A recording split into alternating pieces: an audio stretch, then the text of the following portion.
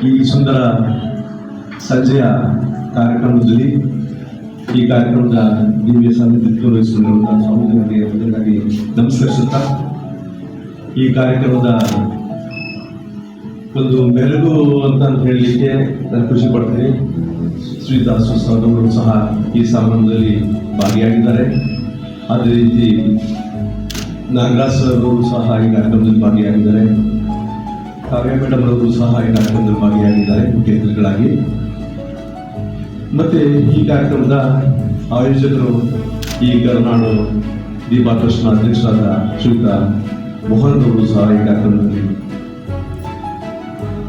ಆಸೀನರಾಗಿ ಕೆಲವು ನುಡಿಗಳನ್ನ ಮತ್ತೆ ಅವರದೇ ಆದ ದಾಟಿನಲ್ಲಿ ಅವರ ಮಾತುಗಳನ್ನ ನಮ್ಮ ಜೊತೆ ಹಂಚಿಕೊಂಡಿದ್ದಾರೆ. ತಮ್ಮೆಲ್ಲರಿಗೂ ನಮಸ್ಕರಿಸ್ತಾ ನಾನು ಏನು ಹೆಚ್ಚಿಗೆ ಮಾತಾಡಲಿಕ್ಕೆ ಇಷ್ಟಪಡಲ್ಲ. ನನ್ನ ಕೆಲವು ಅನಿಸಿಕೆಗಳನ್ನ ಹೇಳಲಿಕ್ಕೆ ಇಷ್ಟಪಡ್ತೀನಿ. ನಾವು ಮೊದಲನೇದಾಗಿ ಈ ಸನ್ಮಾನ ಸಮಾರಂಭ ಅಂತ ಅಂದಾಗ, ಈ ಸಾಧಕರ ಸನ್ಮಾನ ಸಮಾರಂಭ ಅಂತ ಮೊದಲನೇದಾಗಿ ಈ ಶ್ರೀಯುತ ಮೋಹನ್ ಅವರಿಗೆ ಮಾಡಬೇಕು ಅಂತ ನನ್ನ ಅನಿಸಿಕೆ. ಏನಕ್ಕೆ ಅಂತಂದ್ರೆ, ಒಂದು ಹಳ್ಳಿನಲ್ಲಿ ಇಂಥ ಒಂದು ವ್ಯಕ್ತಿ, ಏಕೆಂದ್ರೆ ಅವರ ಪತ್ರಿಕಾ ರಂಗದಲ್ಲಿ ವಿಶೇಷತೆ ಇದೆಯವಲ್ಲಿ, ಪತ್ರಿಕಾ ರಂಗದಲ್ಲಿ ಇರುವಂತವರಲ್ಲಿ ವಿಶೇಷತೆಯಿಂದ ಅವರನ್ನು ನಾನು ನೋಡಿದ್ದೀನಿ.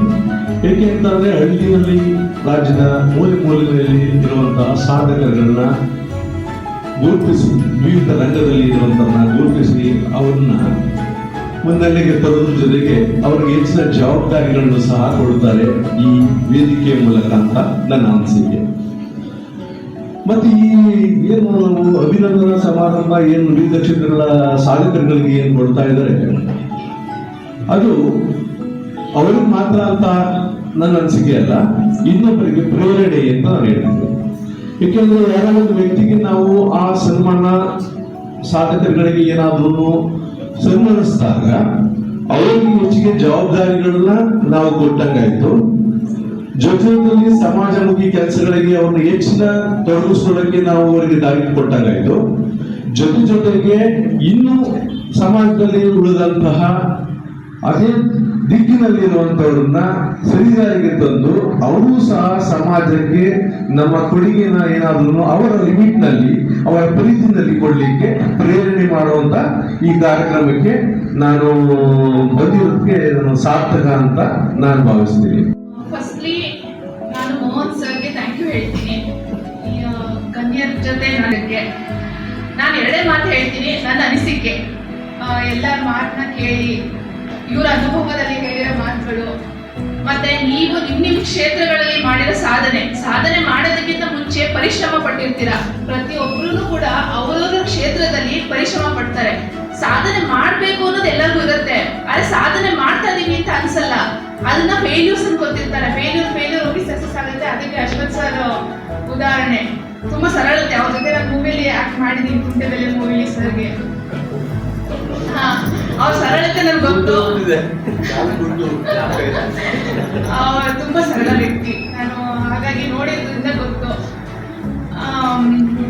ನನ್ಗೆ ಇಲ್ಲಿ ನೋಡಿದ್ದು ಅದೆಲ್ಲ ನೋಡಿದಾಗ ನನಗೆ ಅನಿಸ್ತಾ ಇರೋದು ಒಂದು, ಈ ತರ ಕಾರ್ಯಕ್ರಮ, ಈ ತರ ಒಂದು ಸೆಲೆಕ್ಷನ್ ಪ್ರೋಸೆಸ್ ಮತ್ತೆ ಇವುಗಳ ಮಾತಿಂದ ನನಗೆ ಅನಿಸಿದ್ದು, ನನ್ನಂತವ್ರಿಗೆ ಇದೊಂದು ಉತ್ಸಾಹ ತಂದು ಕೊಡುತ್ತೆ, ಪ್ರೋತ್ಸಾಹ ಕೊಡುತ್ತೆ. ಅದಕ್ಕೆ ತುಂಬ ಹೃದಯದ ಆಭಾರಿಯಾಗಿದ್ದೀನಿ ನಾನು ಮೋಹನ್ ಸರ್ಗೆ. Thank you so much. ಅತಿಥಿಗಳಿಂದ ಸಾಧಕರನ್ನ ಸನ್ಮಾನಿಸ್ತಕ್ಕಂಥ ಕಾರ್ಯಕ್ರಮ ಇದೆ. ಹಾಗಾಗಿ ಎರಡೇ ಮಾತ್ರವೇ ನನ್ನ ಪ್ರಾಸ್ತಾವಿಕ ನುಡಿಗಳನ್ನು ಮುಗಿಸ್ತೇನೆ. ವೇದಿಕೆ ಮೇಲೆ ಆಸೀನರಾಗಿರ್ತಕ್ಕಂಥ ಪರಮ ಪೂಜ್ಯ ಗುರುಗಳಿಗೆ ಹಾಗೂ ಎಲ್ಲ ಗಣ್ಯರುಗಳಿಗೆ ನಮನಗಳನ್ನು ಸಲ್ಲಿಸ್ತಾ, ಕಾರ್ಯಕ್ರಮದಲ್ಲಿ ಪಾಲ್ಗೊಂಡಿರ್ತಕ್ಕಂಥ ತಮ್ಮೆಲ್ಲರಿಗೂ ಕೂಡ ನಮನಗಳನ್ನು ಸಲ್ಲಿಸುತ್ತಾ, ಕರುನಾಡು ದೀಪ ಸೇವಾ ಟ್ರಸ್ಟ್ ಕೆಲವು ಸಮಾನ ಮನಸ್ಕರುಗಳು ಸಮಾಜಕ್ಕಾಗಿ ಏನಾದರೂ ತಮ್ಮದೇ ಆದ ಕೆಲಸ ಕಾರ್ಯಗಳನ್ನು ಮಾಡಬೇಕು ಅನ್ನೋ ತುಡಿತ ಉಳ್ಳಂತ ಒಂದಷ್ಟು ಜನ ಸೇರಿ ಮಾಡಿಕೊಂಡು ನಡೆಸ್ಕೊಂಡು ಬಂದಿರತಕ್ಕಂಥ ಇದೊಂದು ಟ್ರಸ್ಟ್. ನಮ್ಮ ಸಂಸ್ಥೆ ವತಿಯಿಂದ ಈಗ 2026ನೇ ಸಾಲದ ವಿಚಾರವನ್ನು ಮಾಡ್ಕೊಂಡು ಬರೋದಾದ್ರೆ, ಒಂದು ಉಚಿತ ನೇತ್ರ ಶಸ್ತ್ರ ತಪಾಸಣೆ ಮತ್ತು ಶಸ್ತ್ರಚಿಕಿತ್ಸಾ ಶಿಬಿರವನ್ನು ಆಯೋಜನೆ ಮಾಡಿದರು. ಅದಕ್ಕೆ ಸಹಕಾರ ಕೊಟ್ಟವರು ನೇತ್ರಾಧಿಕಾರಿ KS ಶೇಖರ್ ಅಂತ ಇಲ್ಲಿ ಇತ್ತು. ಆ ಕಾರ್ಯಕ್ರಮಕ್ಕೆ ಸುಮಾರು ನಮಗೆ ಜನ ಬಂದು ಪರೀಕ್ಷೆಗೆ ಒಳಪಟ್ಟಂಥವ್ರು 400ಕ್ಕಿಂತ ಹೆಚ್ಚು ಜನ ಬಂದು ಪರೀಕ್ಷೆಯನ್ನು ಮಾಡಿಸ್ಕೊಂಡು, ಆದರೆ ಒಂದೇ ಶಿಬಿರದಲ್ಲಿ 103 ಜನರಿಗೆ ಬೆಂಗಳೂರಿನ ಶಂಕರ ಕಣ್ಣಿನ ಆಸ್ಪತ್ರೆಗೆ ಕರ್ಕೊಂಡೋಗಿ ಉಚಿತವಾಗಿ ಆಪರೇಷನ್ ಮಾಡಿಸ್ಕೊಂಡಿರ್ತಕ್ಕಂಥದ್ದು ನಮ್ಮ ಸಂಸ್ಥೆ ಮಾಡಿರ್ತಕ್ಕಂಥ ದೊಡ್ಡ ಕೆಲಸ ಅಂತ ನಾವು ಅದು ಕೂಡ ಭಾವಿಸ್ತೀವಿ. ಆ ಯಾವುದೇ ವ್ಯಕ್ತಿಯೂ ಕೂಡ ಪರೀಕ್ಷೆಗೆ ಒಳಪಡಿಸಿದಾಗಲಿ, ಅವ್ರು ಬೆಂಗಳೂರು ಹೋಗೋದಾಗಲಿ, ಅಲ್ಲಿಂದ ವಾಪಸ್ ಬರೋದಾಗಲಿ, ಶಸ್ತ್ರಚಿಕಿತ್ಸೆಗಾಗಲಿ ಯಾವುದೇ ಹಣವನ್ನು ಯಾವುದೇ ಒಬ್ಬ ವ್ಯಕ್ತಿ ಬಳಸ್ತಾನೆ ಸಂಪೂರ್ಣವಾಗಿ ಜಿಲ್ಲಾ ಅಂಧತ್ವ ನಿಯಂತ್ರಣ ವಿಭಾಗ ಮೈಸೂರು, ಸಾಲಿಗ್ರಾಮ ಸಮುದಾಯ ಆರೋಗ್ಯ ಕೇಂದ್ರ, ಬೆಂಗಳೂರಿನ ಶಂಕರ ಕಣ್ಣಿನ ಆಸ್ಪತ್ರೆ ನಾವು ಅವ್ರ ಜೊತೆ ಸೇರ್ಕೊಂಡು ಮಾಡಿದಂಥ ಕೆಲಸ. 103 ಜನಕ್ಕೆ ಒಂದೇ ಕ್ಯಾಂಪಲ್ಲಿ ಶಸ್ತ್ರಚಿಕಿತ್ಸೆ ಉಚಿತವಾಗಿ ಆಗ್ತದೆ. ಅದಾದ ನಂತರ ನಾವು ಕಳೆದ ಫೆಬ್ರವರಿ ತಿಂಗಳಲ್ಲೂ ಕೂಡ ಇದೇ ಕಾರ್ಯಕ್ರಮವನ್ನು ಮಾಡಿ ಬೇರೆ ಬೇರೆ ಕ್ಷೇತ್ರದಲ್ಲಿ ತೊಡಗಿಸ್ಕೊಂಡಂಥವ್ರನ್ನ ಸಾಧಕರನ್ನ ಗೌರವಿಸ್ತಕ್ಕಂಥ ಕೆಲಸವನ್ನು ಮಾಡಿದ್ರು. ನನಗೆ ಯಾಕೆ ಸಾಧಕರನ್ನ ಗೌರವಿಸ್ತಕ್ಕಂಥ ಕೆಲಸ ಅಂದರೆ, ಇತ್ತೀಚೆಗೆ ಏನಾಗ್ತಿದೆ ಅಂತಂದ್ರೆ, ನಾವು ಕಂಡಾಗೇನೆ ಬೇರೆ ಬೇರೆ ಪ್ರಶಸ್ತಿಗಳ ಹೆಸರಲ್ಲಿ ಸಮಾರಂಭಗಳು ನಡೆಯುವುದು, ಪ್ರಶಸ್ತಿಯನ್ನು ವಿತರಣೆ ಮಾಡತಕ್ಕಂಥದ್ದು ಜಾಸ್ತಿ ಆಗ್ತಿದೆ. ಆದರೆ ನಾವು ಪ್ರಶಸ್ತಿಯನ್ನ ಕೊಡೋ ಮಟ್ಟಿಗೆ ಇಲ್ಲ. ನಮ್ಮ ಜೊತೆ ನಮಗೆ ಗೊತ್ತಿರ್ತಕ್ಕಂಥ ಏನಾದ್ರು ಸರ್ವಿಸ್ ಮಾಡ್ತಿರ್ತಾರೆ, ಅವ್ರು ದೊಡ್ಡ ಮಾಡ್ಬಿಟ್ಟಿದ್ದಾರೆ, ಪರಿಪೂರ್ಣ ಆಗಿದೆ ಅಂತಲ್ಲ, ಒಂಚೂರು ಮಾಡ್ತಿದ್ದಾರೆ. ಒಂಚೂರು ಮಾಡೋಣ ಕರೆದು ಬೇಡಿಕೆ ಕೂರಿಸಿ ಗೌರವಿಸಿದ್ರೆ ಗೌರವ ಸಿಕ್ಕಿದೆ ಅನ್ನೋ ಕಾರಣಕ್ಕಂದ್ರೆ ಒಂಚೂರಲ್ಲಿ ಇನ್ನೊಂಚೂರು ಮಾಡಲಿ ಅನ್ನೋ ಉದ್ದೇಶ ಅಷ್ಟೇ. ಈಗ ನಾವು ಮಾಡೋಕ್ಕೆ ಯಾರು ಹೊರಟಿದ್ವಿ ಅವರೆಲ್ಲ ಪರಿಪೂರ್ಣ ಸಾಧನೆ ಮಾಡಿದ್ದಾರೆ ಅಂತಲ್ಲ, ಮಾಡ್ತಿದ್ದಾರೆ. ಮಾಡ್ತಿದ್ದವ್ರಿಗೆ ಒಂದಷ್ಟು ಪ್ರೋತ್ಸಾಹ ಅಷ್ಟೇ, ಅದನ್ನ ಬೇರೆ ತರ ಭಾವಿಸ್ಕೋಬಾರ್ದು. ಕೆಲವರು ಕೇಳ್ತಿದ್ರು, ಸರ್ ಗೆಸ್ಟ್ ಯಾರು ಬರ್ತಾರೆ ಅಂತ. ಕೆಲವರು ಕೇಳ್ತಿದ್ರು, ಗೆಸ್ಟ್ ಯಾರು ಬರ್ತಾರೆ ಅಂತ ಮುಖ್ಯ ಅಲ್ಲ, ನಮ್ಮ ಕೆಲಸ ಏನು, ನಮ್ಮ ಕಾರ್ಯಕ್ರಮ ಏನು, ಯಾರು ಬರ್ತಾರೆ, ಯಾರು ಗೌರವಿಸ್ತಾರೆ ಅಷ್ಟೇ ಈ ಮುಖ್ಯ. ಕೆಲವರು ಬೇರೆ ಬೇರೆ ಆಲೋಚನೆ ಇಟ್ಕೊಂಡು ಈ ಥರದವರೇ ಬರಬೇಕು ಗೆಸ್ಟು, ಈ ಥರದವರೇ ಬರಬೇಕು ಅದು ಗೆಸ್ಟ್ ಅದ. ರಾತ್ರಿ ಶಂಕರ್ ಸರ್ ಯಶವಂತ್ ಸರ್ ಜೊತೆ ನಾನು ಮಾತಾಡಿ ಅವ್ರು ಓಕೆ ಮಾಡಿದ್ಮೇಲೆ ಇಮಿಡಿಯೇಟ್ ಆಗಿ ಒಂದು ಪೋಸ್ಟ್ ಮಾಡಿ ಎಲ್ಲ ಕಡೆ ಆಗ್ತಾರೆ. ಒಂದಿದ್ದು ಹೊಸ ಸಂಚಲನ ಸೃಷ್ಟಿಯಾಗೋಯ್ತು ನೀವು ಪೋಸ್ಟ್ ಹೋದ್ಮೇಲೆ ಸರ್. ಎಲ್ಲರೂ ಬೇರೆ ಬೇರೆ ತರ ಎಲ್ಲ ಹೆಂಗೆ ಸಾಕಷ್ಟು ಜನ ಇವತ್ತು ಕುಟುಂಬ ಸಮೇತ ಬಂದಿದ್ದಾರೆ. ನಮ್ಮ ಕಾರ್ಯಕ್ರಮಕ್ಕೆ ಬರಬೇಕು ಅನ್ನೋ ಉದ್ದೇಶ ಇಟ್ಕೊಂಡು ಬರೋದ್ರ ಜೊತೆಗೆ ತಮ್ಮನ್ನ ನೋಡಬೇಕು ಅನ್ನೋ ಉದ್ದೇಶ ಇಟ್ಕೊಂಡು ಬಂದಿರ್ತಕ್ಕಂಥ ಸಾಕಷ್ಟು ಜನ ಇಲ್ಲಿ ಸೇರಿದ್ದಾರೆ. ಹಾಗಾಗಿ ಅಂತ ಸಾಧಕರನ್ನ ಬೇರೆ ಬೇರೆ ಕ್ಷೇತ್ರದಲ್ಲಿ, ನಾವು ಒಂದೇ ಕ್ಷೇತ್ರ ಅಂತಲ್ಲ, ಕೃಷಿ ಚಟುವಟಿಕೆ ತೊಡಗಿಸ್ಕೊಂಡಿರ್ತಕ್ಕಂಥವ್ರಾಗ್ಬೋದು, ಅರಣ್ಯ ಇಲಾಖೆಲಾಗ್ಬೋದು, ಶಿಕ್ಷಣ ಇಲಾಖೆಲಾಗ್ಬೋದು, ಪಂಚಾಯತ್ ರಾಜ್ ಆಗ್ಬೋದು, ಇಂಜಿನಿಯರಿಂಗ್ ಕ್ಷೇತ್ರ ಆಗ್ಬೋದು, ದೊಡ್ಡ ಉದ್ಯಮ ಆಗಿರ್ಬೋದು, ಕರಕುಶಲ ಕರ್ಮಿಗಳಾಗಿರ್ಬೋದು, ಮಹಿಳಾ ಸಂಘಟನೆ ಆಗ್ಬೋದು, ಧಾರ್ಮಿಕ ಕಾರ್ಯ ಆಗ್ಬೋದು, ಸಹಕಾರ ಕ್ಷೇತ್ರ ಆಗ್ಬೋದು, ಹೀಗೆ ಬೇರೆ ಬೇರೆ ಕ್ಷೇತ್ರದಲ್ಲಿ ತೊಡಗಿಸ್ಕೊಂಡಿರ್ತಕ್ಕಂಥ ಸಾಧಕರನ್ನ ಗೌರವಿಸ್ತಕ್ಕಂಥ ಒಂದು ಸಣ್ಣ ಕೆಲಸವನ್ನ ನಮ್ಮ ಸಂಸ್ಥೆ ಮಾಡಿಸ್ತೇವೆ.